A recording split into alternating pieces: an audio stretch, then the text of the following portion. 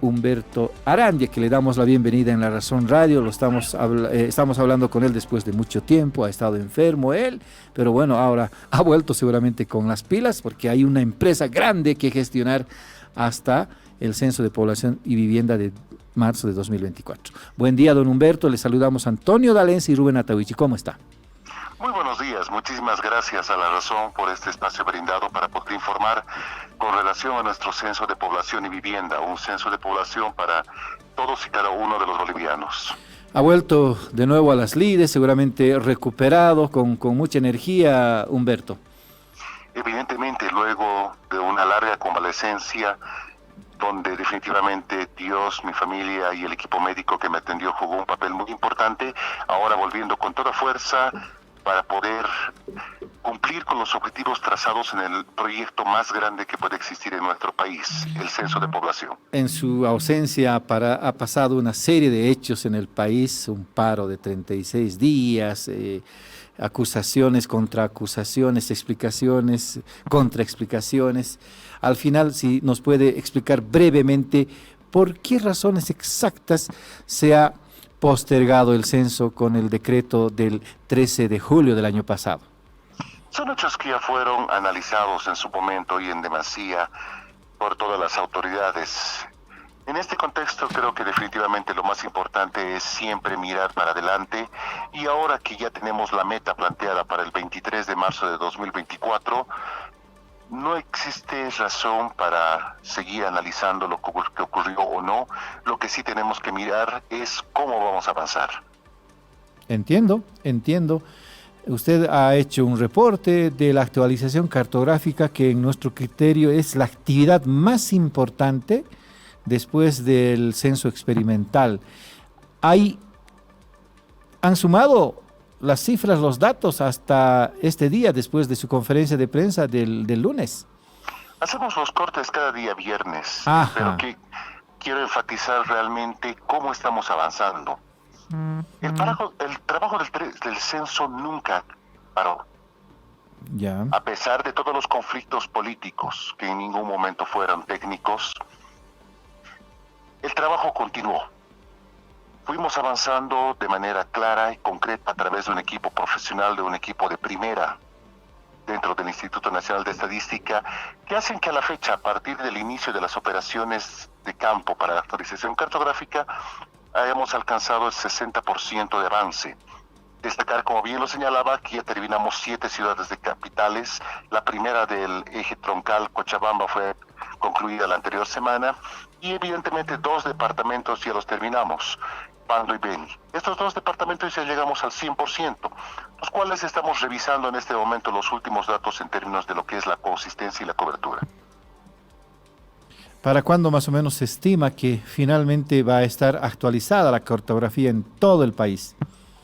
Según el cronograma que tenemos presupuesto y validado por organismos internacionales, para el mes de agosto es la frontera que estamos manejando para tener la actualización cartográfica estadística culminada en todo el territorio nacional, en el más del 1.000.000 de kilómetros cuadrados que comprende nuestro país. ¿Qué dificultades ha encontrado el INE en la actualización cartográfica? ¿Ha afectado, por ejemplo, el paro de 36 días en Santa Cruz? Sin lugar a dudas, el paro de 36 días en Santa Cruz afectó negativamente al rendimiento de la captura de datos por parte de nuestros actualizadores cartográficos. ¿Por qué? Porque no podíamos, primero, acceder a las viviendas y segundo, porque impedía o dificultaba nuestro trabajo. Pero para este momento nos encontramos recuperando con un aumento de brigadas todo el tiempo perdido, porque este es un trabajo técnico y eso es como debe asumirse. Tiene que existir una separación clara entre lo que es la dimensión política y la dimensión técnica. Y el censo, bajo cualquier contexto, es un trabajo 100% técnico. Ahora, otra de las actividades que está generando expectativa es el censo experimental. ¿Para cuándo está definido el censo experimental, si nos puede contar? ¿Y cómo se va a desarrollar? ¿Cuál es la logística? ¿Cuáles son los presupuestos? Por favor, don Humberto. Claro que sí. Lo que se refiere al censo experimental no es otra cosa más que una de las múltiples etapas precensales que son indispensables para la realización del censo de población y vivienda. Estamos planificando realizarlo entre junio, julio, agosto aproximadamente el censo experimental, y lo vamos a realizar en alguna ciudad intermedia con características técnicas a ser definidas posteriormente, que nos permita validar toda la logística, los instrumentos, la boleta y todos los aspectos tecnológicos vinculados al día del censo. Esto se lo hace siempre cumpliendo los estándares determinados en el Manual de Buenas Prácticas de la Realización de Censos elaborado por Naciones Unidas y cumpliendo las recomendaciones de expertos internacionales ante todo. No va a ser nacional el censo experimental, sino va a ser en una sola región. No, para nada. Un censo experimental nunca es de carácter nacional, es solamente en un lugar específico que permite validar todos los aspectos de un censo. ¿Qué logística se está preparando? ¿La boleta en qué situación se encuentra? Seguramente con la boleta final es la que se va a realizar este censo experimental. Bueno, comentar en torno a la boleta que este es un trabajo iterativo. En el mes de septiembre ya presentamos la versión preliminar final de la boleta, la cual fue trabajada a través de técnicos del Instituto Nacional de Estadística, expertos internacionales y todos los ministerios cabeza de sector de las temáticas comprendidas dentro de la boleta. Posteriormente se realizó a partir del mes de septiembre la iniciativa del INE Abierto, donde participaron gobernaciones departamentales, gobiernos autónomos municipales, GAIOCS, EMPIOCS y la academia en general, a partir de los cuales recibimos una retroalimentación en términos de poder mejorar la calidad y el contenido de la boleta. En estos días, justo hasta ayer, se cerraron los talleres correspondientes para ver cuáles son los ajustes que se realizaron en la boleta. Se realizaron de la misma manera por primera vez pruebas cognitivas y cualitativas para poder validar la representatividad y ante todo la claridad de las preguntas, las mismas que no deberían tener interpretaciones ambiguas y sobre todo lo que sean respuestas abiertas. Una vez que realicemos la siguiente prueba piloto y el censo experimental, recién tendremos la boleta final. El censo experimental nos va a permitir contar con retroalimentación en torno a la versión que tenemos actual de la boleta, y sobre esa retroalimentación, análisis estadístico, análisis de tiempos y otros, realizaremos ajustes, con lo cual para el tercer trimestre de este año contaremos con la boleta final. Ahora, los plazos se están cumpliendo seguramente a cabalidad, son estrictos porque ya hay una fecha definitiva. ¿Cómo se está trabajando en eso, director? Estamos cumpliendo evidentemente los plazos siendo muy rigurosos. Existen estándares técnicos mínimos de calidad que implican el manejo de ciertos tiempos. Y tal cual se demostró en las mesas técnicas, estos tiempos son muy difíciles de reducirlos. Y los estamos cumpliendo a cabalidad. Puedo afirmar que estamos cumpliendo los plazos según lo establecido en todos estos parámetros. Don Humberto, yo le voy a pasar con mi colega Antonio D'Alense, quien también quiere hacerle otras preguntas.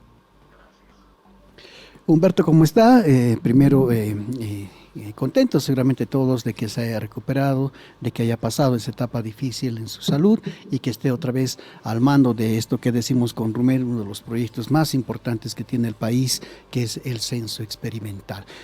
Eso justamente le quería preguntar. ¿Va a ser uno solo? ¿Se pueden hacer varios censos experimentales? ¿Cómo está esta planificación? Bueno, comentarles que en realidad el censo experimental es solo una etapa como tal dentro de la actividad presencial. Pero adicionalmente vamos a realizar una prueba piloto adicional que la vamos a llevar adelante a finales del mes de marzo. ¿Ya? Y esta prueba piloto va a ser otra etapa iterativa dentro de las muchas que vamos a tener para poder llegar con todos los instrumentos verificados y validados para el día del censo.